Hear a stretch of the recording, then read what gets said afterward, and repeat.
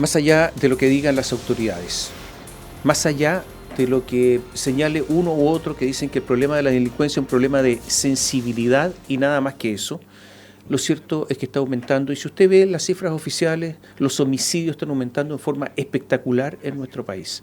Es cuestión de verlo, están las cifras en línea. No solamente los homicidios, sino que el uso de armas de fuego. Y la persecución penal cumple un rol fundamental y la cárcel un rol fundamental. Estamos con Cristian Alvear, el exdirector nacional de Gendarmería, estuvo varios años al cargo de este cuerpo armado y ahora ya libre, porque ya es un exdirector, puede hablar con mayor tranquilidad y sin las ataduras frente a ustedes. Por eso lo hemos invitado, para que nos explique su gestión, lo que faltó por hacer, lo que habría que hacer y cuáles son las grandes falencias del sistema penitenciario chileno. Gracias por estar con nosotros. Muchas gracias, don Tomás. ¿Cuántos tiempos en Gendarmería? 33 años y meses. ¿Cuántos tiempos a cargo de la Dirección Nacional? 3 años, 7 meses. ¿Cuántas cosas se hicieron en 3 años y meses? Lo principal es avanzar mucho en relación a entender los cambios cualitativos de la delincuencia. Creamos el Departamento de Inteligencia Penitenciaria, creamos un Departamento de Investigación Criminal, un análisis mucho mayor de esta realidad alarmante que las cárceles la resienten, y creo yo que a buena hora hoy día se está hablando del tema, porque quiero ser bastante honesto, don Tomás, que nosotros propusimos en su minuto como oficiales el año 2009 la creación de la subdirección operativa teniendo como marco, ¿cierto?, estos cambios cualitativos de la delincuencia. ¿Qué más se hizo?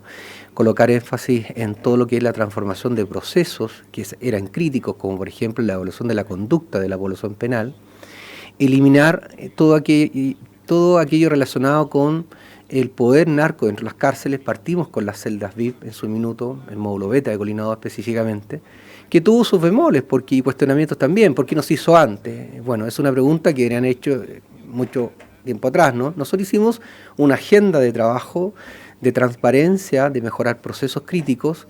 También nos fuimos a perfeccionar la escuela de gendarmería, que era un tema también relevante, y transformación de la vigilancia humana, principalmente en la transformación allegando recursos tecnológicos que mejoraran las condiciones de trabajo de nuestros funcionarios en ese minuto, como también mejoraran la seguridad también de los mismos establecimientos penales. A ver, voy a hacer algunas preguntas rápidas para entrar a otros temas. ¿Qué es una celda VIP? Es la celda donde hay un señor que maneja todo, que tiene amplios espacios, que tiene cocina, que tiene refrigerador. ¿Eso es una celda VIP?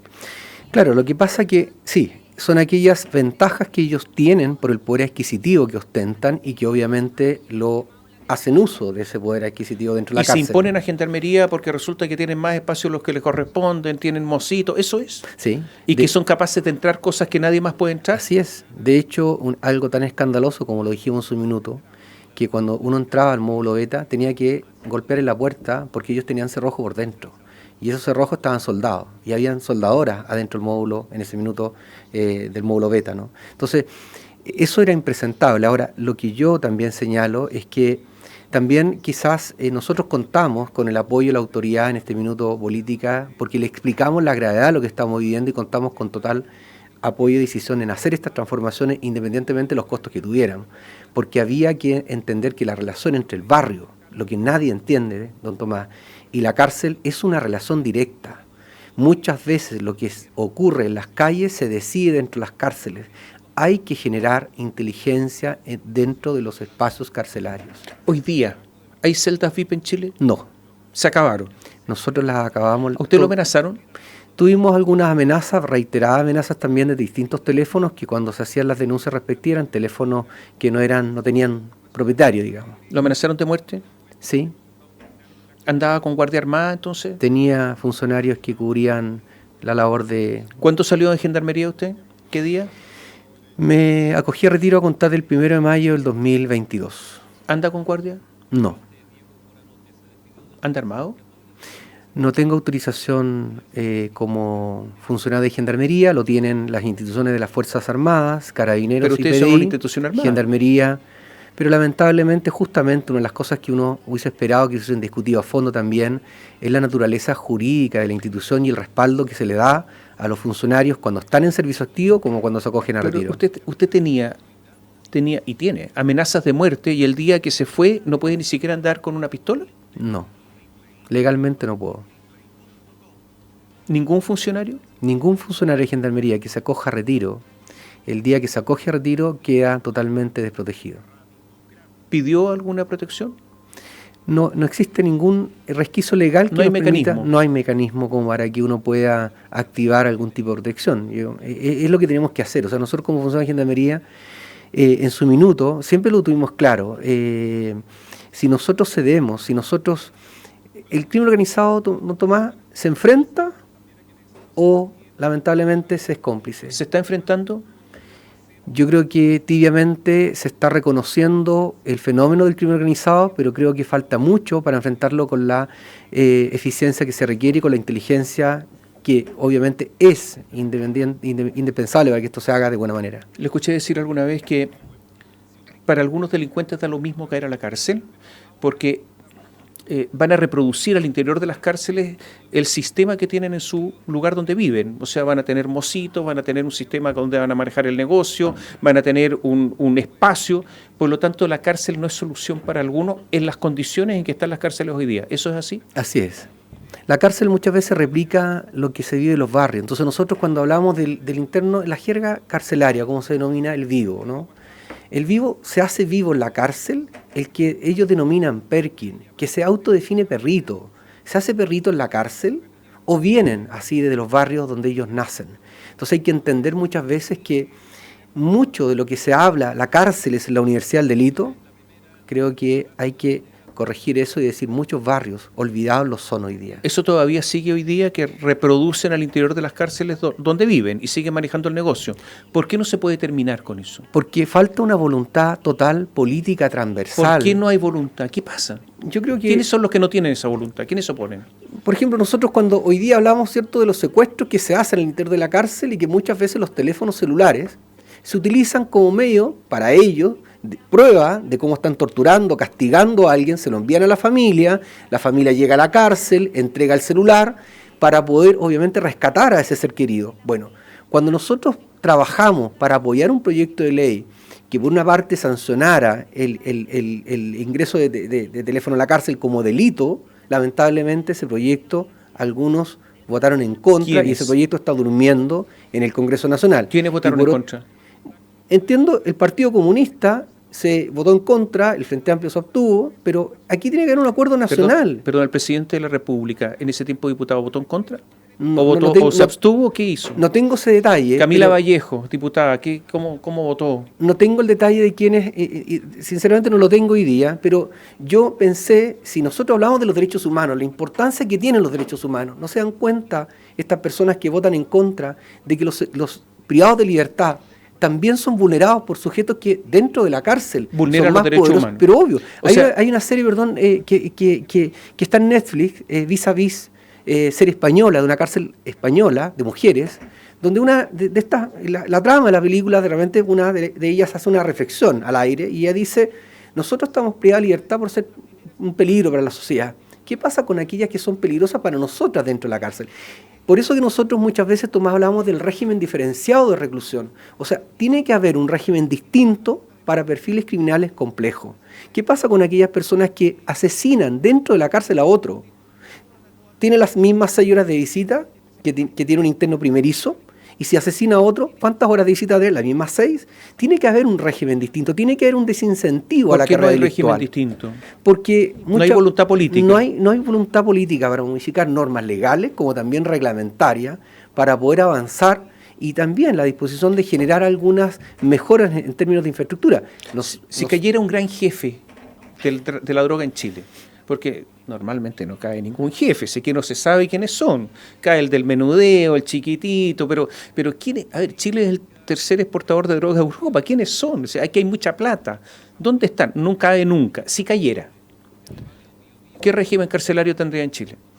Bueno, nosotros desocupamos la cárcel de alta seguridad. Curiosamente, esa cárcel tenía más horas de visita que una cárcel común y corriente. ¿En serio? En serio. Y muchas de la gente que estaba privada de libertad ahí eran imputados porque pedían directamente estar en el CAS porque una cárcel más pequeña tenía mayor frecuencia de visita, tenía más horas de venusterio, más frecuencia de venusterio, y nosotros esa cárcel estaba muy deteriorada y se hizo una inversión, apoyada obviamente por el Ministerio de Justicia y Derechos Humanos, la DIPRES en su minuto, se invirtieron recursos en obras civiles y eléctricas, pero también en aportar en una transformación de la vigilancia humana, una vigilancia electrónica potente. Esa cárcel, que se tiene que inaugurar en las próximas semanas, debiese estar inaugurada esa cárcel, estaba hecha para categorizar a internos con un perfil criminal complejo.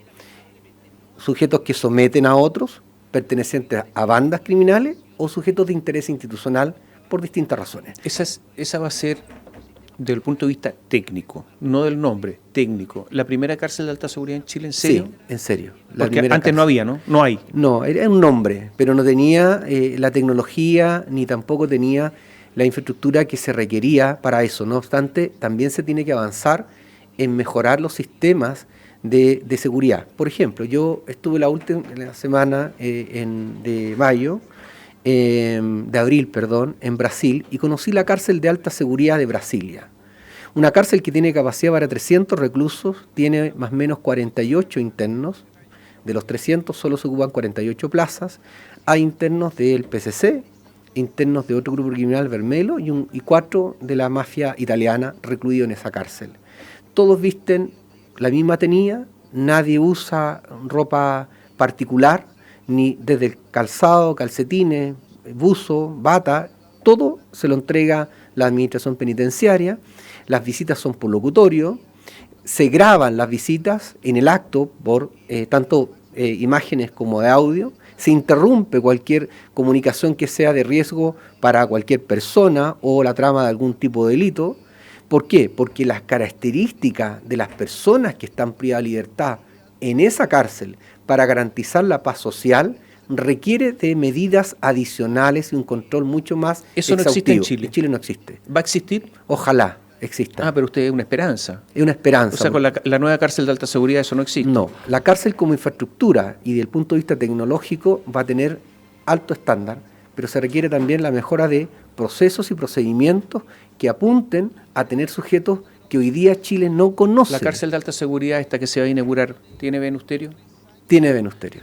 ¿Le puede explicar a las personas que no saben lo que es eso? Bueno, el venusterio es la visita que tienen los derechos, que tienen los privados de libertad para tener relaciones íntimas con sus parejas. Quiero ser bastante claro en señalar que en las cárceles de alta seguridad, en países desarrollados como Australia, como Italia o en Brasil, no existe el venusterio. Como concepción, ¿no? Es un derecho del hombre libre. Entonces, si la persona realmente quiere recuperar su familia, su intimidad, tiene que trabajar en su proceso interno, recuperar su libertad, recuperar su familia. Pero la cárcel, como lógica, mantiene privado de libertad a aquellos sujetos que son de riesgo para la sociedad. ¿Cómo se determina que alguien es de riesgo? Bueno, cuando un juez conoce un delito. Mataron a un carabinero hace poco, fuera una barbería. El que lo mató le dieron la libertad, había salido recién, pocos meses antes. Y le dieron la libertad en contra de la opinión de Gendarmería, ¿no es cierto? Bueno, ahí hay que precisar también en la vinculación. Los informes de Gendarmería no son vinculantes y este sujeto obtuvo la libertad condicional mediante un recurso de amparo distinto a la misma comisión de libertad condicional, le rechazó la libertad condicional, pero a través de un recurso de amparo la obtuvo. Pero lo que hay que entender, yo creo que acá es justamente esta nueva criminalidad, la peligrosidad. Mira, don Tomás... Perdón, para que se entienda, yo puedo estar en la cárcel y cumplir ¿cuántos meses de buena conducta para que yo tenga un informe favorable? Lo que exige la ley para una libertad condicional, cuando son delitos simples, la mitad de la condena. Si son 8 años de condena, a los 4 años esta persona está en condiciones de postular la libertad condicional. Un año antes de los 4 años puede optar a los beneficios penitenciarios. ¿Y tiene que haber tenido buena conducta esos 4 años o menos? No, son los últimos 4 bimestres de muy buena conducta, vale decir, los últimos 8 meses. O sea, yo puedo haber hecho dejado la grande, pero si me porto bien 8 meses puedo optar. Así es, y cuando es un delito calificado son 2/3. Nosotros mejoramos la variable a través de un software durante esa administración de lo que es la calificación de conducta, incorporando la variable plan de adherencia al plan de intervención individual, cuán realmente está comprometido en cambiar.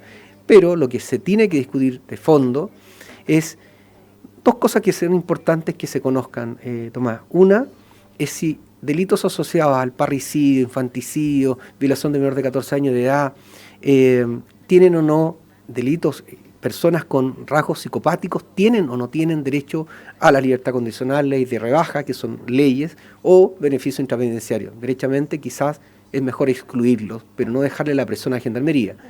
Y en el caso puntual, que en el mismo sentido, ¿no? Para aquellas personas que sean multireincidentes, también que tengan regímenes diferenciados distintos, de tal manera que la reincidencia se desincentive. Porque lo que usted decía, muchas veces los internos que son habituales en el delito tienen la cárcel como una segunda casa, donde ellos utilizan a la gente más débil, donde ellos intentan incluso comercializar droga a través de distintos métodos, ya sea lanzamiento a través de personas, de drones, funcionarios que se corrompen, fiscales o exfiscales que ingresan celulares, o abogados que están ingresando elementos prohibidos como celulares. Por esa razón nuestro interés es que se tipificara como delito. Pero el tema es, estos multireincidentes tienen que tener un régimen distinto asociado a ese perfil criminal que ha hecho del delito un medio de subsistencia. Vamos a hacer un pequeño alto, voy a dejar un montón de preguntas planteadas. Si tienen un régimen distinto, ¿cómo se conjuga eso, se armoniza eso con el derecho de los presos de estar cerca de sus familiares? Primera pregunta. 2, ¿qué pasó con los teléfonos? Si se había dicho que se iban a inhibir los teléfonos, ¿qué pasó? ¿Hubo un fracaso en eso? ¿Se está haciendo eso? ¿Qué ocurrió? Esto es un escándalo, cada rato hay teléfonos en las cárceles. En tercer lugar, ¿hay abogados narcos? O sea, que están full time dedicados a los narcos, todo el tiempo, son empleados de los narcos. Cuarta pregunta, ¿qué pasa con la corrupción en Gendarmería? ¿A qué niveles ha llegado? Volvemos en un instante.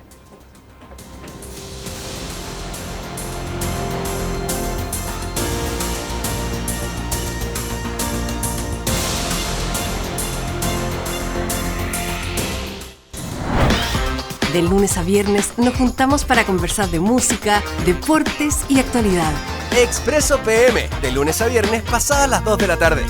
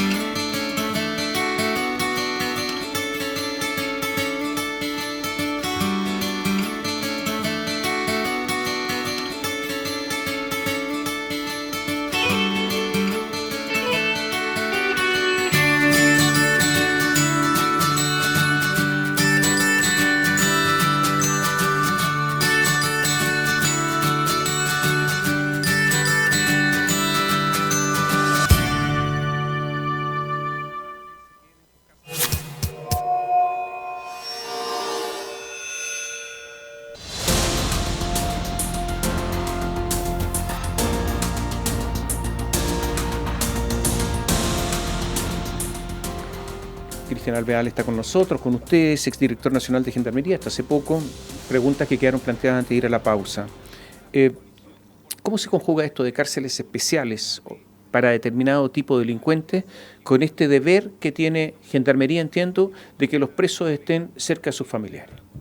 Bueno, yo creo que es una de las grandes discusiones que se han podido dar en la misma nueva O sea, no puede haber una cárcel de alta seguridad cerca de cada familiar. Claro, o sea, nosotros colocamos el ejemplo más claro, es como los hospitales, ¿no? Los hospitales están categorizados por nivel de resolutividad, vale decir, de acuerdo a la gravedad de un paciente, son derivados de determinados hospitales, porque el fin del hospital es salvar la vida, recuperar la salud de esta persona.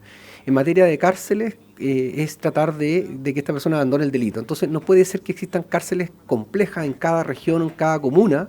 Entonces, tiene que haber una lógica de que los internos primerizos pueden estar más cercanos siempre y cuando el perfil criminal coincida con la infraestructura de la cárcel, pero cuidado con esta lógica de que, por ejemplo, en Santiago 1, teniendo 4.800 internos, capacidad máxima 4.000, y lo que nos espantamos mucho cuando este magistrado va a la cárcel, constata una serie de situaciones, incluso constata in situ una eventual tortura, bueno, tenemos más de 2.000 plazas disponibles en regiones. Entonces, cuando son internos que son multireincidentes, ¿por qué no derivarlos a esas cárceles? Bueno, ¿y por qué no los derivan? Porque el arraigo, lo que usted dice, y el arraigo tiene que estar supeditado a las plazas disponibles de una cárcel u otra. Y ahí sí lo trasladan.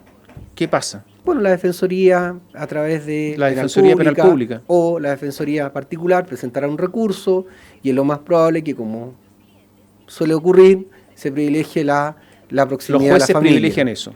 Claro, o sea, hay mucho garantismo en esto y se tiene que discutir en realidad que muchas veces cuando esta población penal está por sobre la máxima en una cárcel, inmediatamente se están vulnerando derechos. ¿Qué pasa con los teléfonos? Se ha prometido tanto, porque este es un asunto que viene hace tiempo, el tráfico de teléfonos, el manejo de la oficina en la cárcel a través de teléfonos, si se hace a través, es telefónico el asunto, además de otro tipo de medios.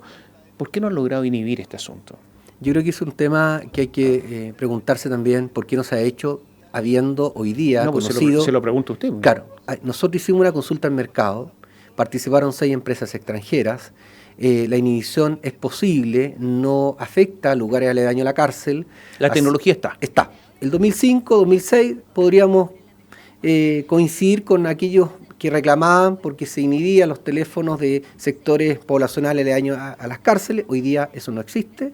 Hay tecnología, nosotros trabajamos con el Ministerio de Justicia y Derechos Humanos, con el Ministerio de Obras Públicas, para avanzar en 2 propuestas, tanto para las cárceles concesionadas como para las cárceles tradicionales. Un trabajo que se hizo con todo el equipo y el Departamento de Tecnovigilancia para lograr ese fin, y ojalá esto avance y se destrabe. ¿Cuándo hicieron ese estudio?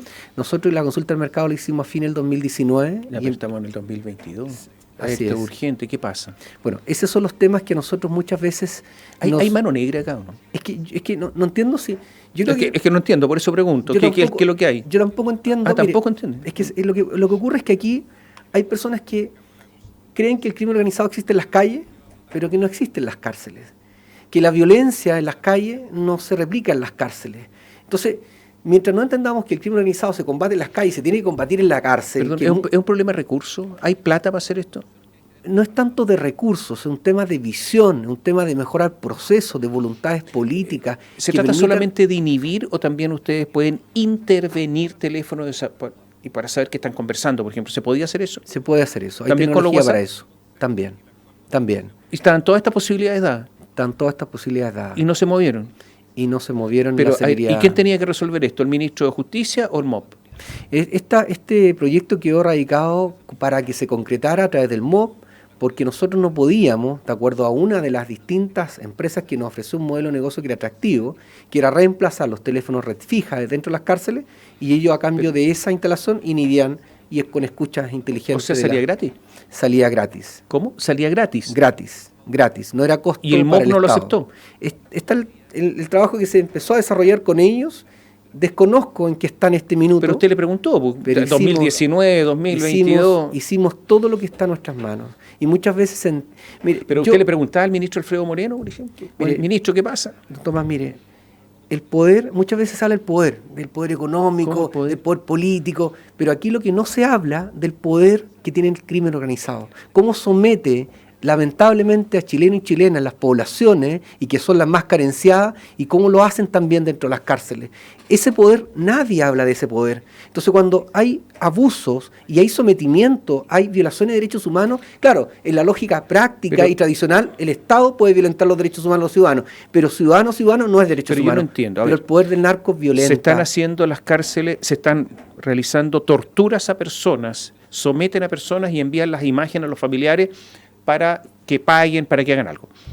O sea, es fundamental inhibir los teléfonos, porque se corta el asunto. Así es. Y el Ministerio de Obras Públicas, costando 0 pesos, ¿no se movió?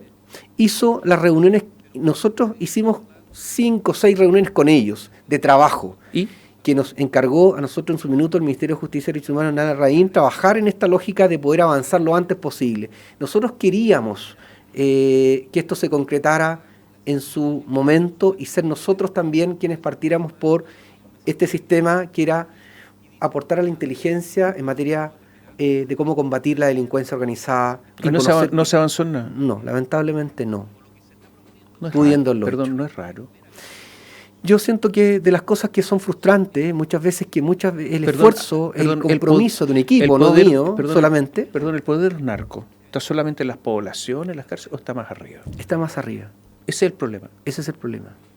muchas veces se colocan como justificaciones, ¿no? Los derechos de los internos, derecho de no invadir su privacidad, pero perdónenme, pero si estos internos, los más débiles, están siendo abusados todos los días. Pero si están abusando de gente. Por eso. O sea, a ver, pero si usted dice que el poder de los narcos está más arriba, es que nos estamos convirtiendo en un narcoestado, entonces. Es que son los riesgos que tenemos cuando en otros países, don Tomás, se habla, no yo, otros países, cuando se ha dado derecho a voto a los privados de libertad. En Centroamérica, grupos criminales mandan a sus secuaces que están libres a extorsionar para exigir el voto y tienen que mandarle por WhatsApp. Y si no le muestran el voto por WhatsApp, que efectivamente esta persona votó por tal persona, si no, le queman la casa. Usted está criticando lo que se establece en la Constitución, en el proyecto constitucional. Lo que estoy diciendo es que muchas veces esta lógica de reconocer derechos, el delincuente y la delincuencia organizada se aprovecha. Cristian, alguien entra a los teléfonos, a las cárceles también. O sea, porque si no, esta discusión no existiría, esta conversación, esta parte de esta conversación. Hay abogados que entran teléfonos. Sí. Se han descubierto abogados que entran con teléfonos para entregarlo a sus clientes. ¿Qué le pasa a esos abogados? Nada. Si no es colegiado, nada. Porque pero a ver, ¿cómo ingresar un teléfono a una cárcel no es delito. Por eso que nosotros... ¿Hay un proyecto para que sea delito? Sí, un proyecto que tuvo una iniciativa en ese minuto el senador Felipe Cas con el senador, no recuerdo Insulza, y hoy día la diputada Joana Pérez también está impulsando un proyecto para... De la democracia cristiana, claro, para inhibir las cárceles como ley, ¿no? Pero, ¿y qué pasa con ese proyecto? Desconozco su tramitación. Sé que es necesario y sé que es importante y ojalá se entienda la relevancia de inhibir las cárceles de señal telefónica y de hacer escuchas también que permitan identificar redes criminales. ¿Hay muchos extranjeros en las cárceles chilenas? Ha crecido exponencialmente este último tiempo. ¿De qué nacionalidad? ¿Cuáles son los que han crecido? Principalmente los colombianos y venezolanos. El 2005 teníamos 3 venezolanos, hoy día tenemos 392 venezolanos, 319 venezolanos. Un crecimiento bastante importante, lo mismo que colombianos han crecido. El 2005 mayoritariamente eran bolivianos y peruanos los que componían esta población penal extranjera. Hoy día ha crecido lamentablemente mucho en venezolanos y colombianos. Ustedes saben mucho lo que pasa en las cárceles. Las cárceles están vinculadas con el crimen en el exterior, lo hemos conversado, y por lo tanto la inteligencia al interior de las cárceles es muy importante y ustedes tienen inteligencia. Pero ¿cómo anda? Porque no sirve de nada con que ustedes se guarden la información. ¿Qué trato han tenido ustedes de los otros servicios de inteligencia o del aparato del Estado para compartir esa información y para que sea útil? La verdad que de la ley de inteligencia nosotros fuimos parte del año 93, después fuimos excluidos, hasta el día de hoy Gendarmería no es parte del aparato de inteligencia. ¿No están? No está como invitado, como aquí le puedo requerir información. O sea, caen los jefes del Tren de Aragua, caen a la cárcel, hacen cosas en la cárcel, ustedes tienen ese... pero no están conectados. No hay una conexión directa, no hay un sistema en el cual Gendarmería participe desde el punto de vista del análisis más cualitativo de la nueva delincuencia. Porque yo creo que hay intereses también creados en algunos, por ejemplo... ¿Intereses creados? Por ejemplo, que no se discute la naturaleza jurídica de la institución, ¿no? Nosotros estamos como un servicio público, no somos una institución de seguridad pública, porque algunos creen y quieren proteger obviamente su interés particular, ¿no? ¿Quiénes son esos? ¿Quiénes quieren? Un servicio público está totalmente supeditado a la autoridad política de turno. Una institución tiene que tener una política que trascienda una administración para que realmente sea eficiente. Entonces son políticos los que no quieren esto. Son para políticos. Que estén sometidos a la autoridad política. Así es, porque es un diseño que está de esa manera. O sea, Gendarmería es un servicio público. Ejerce Gendarmería el poder público. Gendarmería no tiene voluntariamente a las personas recluidas. Es más, tiene armas letales para evitar una fuga. Entonces, ¿es un servicio público o una institución de seguridad pública? ¿Tiene que modernizarse Gendarmería? ¿Hay corrupción en Gendarmería? Sí la hay. Y de hecho nosotros la atacamos de distintas maneras, con una resolución que sancionaba el etos del gendarme, con capacitaciones en materia de derechos humanos, en materia de probidad, en materia de pueblo originario. ¿Qué le pasa al gendarme corrupto cuando lo descubren? ¿Qué le pasa? Nosotros le aplicamos el DFLO, denunciamos a la justicia, ojalá sean condenados, pero claramente acá, por muchos años, se miró para el lado. Y aquí gente nuestra, uniformado y no uniformado, también se prestaron para situaciones irregulares, ¿no? Y eso generó, lamentablemente, un deterioro. Pero como la autoridad política estaba, mañana no está, son distintas visiones, hay distintas prioridades.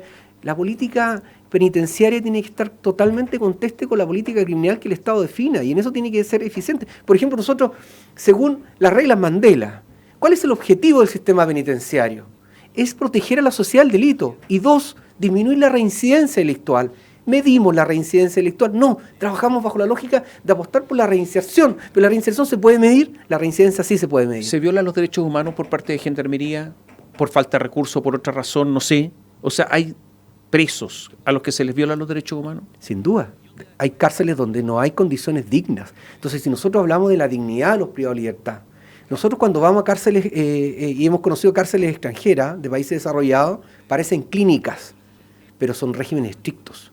Condenas más cortas, pero regímenes sumamente estrictos. Entonces, es muy difícil, y nuestros chilenos, Tomás, consideran que cumplir una cárcel en Noruega, una cárcel en Alemania, es muy dura, aun cuando tienen celdas que tienen todos los estándares. O sea, pueden tener todos los estándares, pero el régimen es durísimo. Es durísimo. Entonces, celda individual.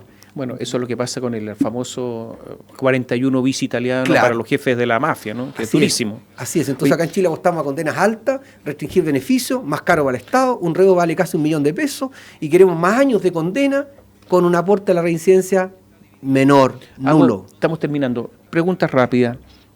¿Cárceles concesionadas, sí o no? Yo soy partidario de la concesión, de la construcción de cárceles vía concesión, porque el Estado no tiene recursos, pero la administración debería ser del Estado. La nueva Constitución, ¿es buena o mala para Gendarmería y para todo el sistema penitenciario? No hay ninguna norma que hoy día potencie a Gendarmería en todos ¿Hay los norma temas en la que nueva estamos Constitución hablando. sobre Gendarmería? Ninguna, salvo los Pero derechos como en de una la institución libertad. armada. ¿Cómo? Pero no hay ninguna mención. O sea, se refiere a los presos, pero no a los que los tienen presos. Claro, no los recursos que debe tener el sistema penitenciario para, ¿no? Pero se menciona presos, se menciona reos, pero no se menciona a los que los tienen. Así es. No hay ninguna mención. Desconozco en detalle, pero lo que yo sé es que no hay ninguna mención. Ninguna. De hecho, nosotros, ¿qué hubiésemos podido hacer? Cuando nosotros hablamos hoy día de cómo se puede planificar un plan antidelincuencia, ¿no? Sobre todo está organizada. Gendarmería, Tomás, tiene la información de quienes componen las cárceles, quienes les visitan. Sabemos cuándo van a egresar. Que hay 2 personas que egresan de la cárcel. Uno que sus años privado de libertad pudo haber aprendido algún oficio y va a egresar, y otro que a lo mejor siempre lo rechazó y es un líder negativo. Ambos van a egresar algún día y van a llegar a comunas similares, y cuando eso ocurre, nosotros podríamos trabajar con los distintos alcaldes. Denos esta oportunidad con este joven A que aprendió este oficio y realmente tiene oportunidades de poder cambiar si usted nos ayuda. Y ojo con el B, porque el B no tiene ninguna oportunidad, porque es y un ustedes sujeto... saben dónde vive, cuáles son sus desplazamientos, sus amigos, sus relaciones, saben todo. Todo. Y esa información lamentablemente se bota a la pierde, basura. Se bota a la basura. Y es parte de esta invisibilidad estratégica del sistema penitenciario. ¿Qué le faltó por hacer? Eso, haber logrado quizás el mayor posicionamiento de Gendarmería como parte importante, determinante del circuito de la seguridad ¿Siente pública. frustración? Sí. Sí, sobre todo en el tema tan obvio como, por ejemplo, el tema teléfono, que es una necesidad para proteger los derechos humanos de los internos. El régimen diferenciado de reclusión es clave. Tenemos que separar a aquellos sujetos que son altamente peligrosos para el sistema, para los mismos privados de libertad y para los funcionarios de Gendarmería. Colocar tecnología como, por ejemplo, inhibir o sancionar penalmente quien ingresa en teléfono a las cárceles es clave, porque hay mucha gente que se está enriqueciendo, vendiendo droga al interior de las cárceles, y hoy día es muy fácil para ellos seguir haciéndolo. ¿Está perdiendo el Estado chileno la batalla contra los grandes carteles de la droga? Sí. ¿Los que se han instalado en Chile? Sí. Y ¿A usted le consta que se instalaron en Chile? Sí. Sí, nosotros muchos años que estamos levantando esta voz de alerta. Los cambios cualitativos de la delincuencia no pueden ser no considerados. No solo la variable cuantitativa, cuán más hacinados estamos, cualitativos, cómo cambia, cómo se ha visto afectado hoy día la población penal con estas poblaciones extranjeras, cómo cambia el dinamismo de una cárcel, cómo está el tema poder, y eso se tiene que analizar y se tiene que pensar, Tomás. ¿Y no le han hecho caso? No tengo comentario al respecto. Gracias por estar con nosotros. Gracias, Tomás. Y a ustedes, muchas gracias por seguirnos. ¿Estuvo bien, Tomás?